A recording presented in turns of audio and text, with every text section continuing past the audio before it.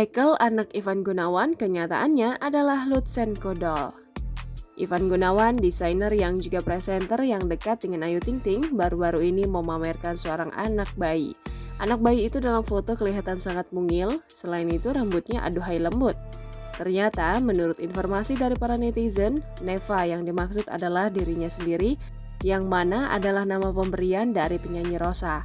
Usai dipublikasi, Ekel pun banjir sorotan dari netizen hingga sejumlah publik figur di media sosial. Banyak yang masih menanyakan apakah anak Ivan Gunawan tersebut benar hidup atau tidak. Kenyataannya, Ekel adalah Lutsenko Doll, yakni anak sebuah boneka yang menyerupai manusia.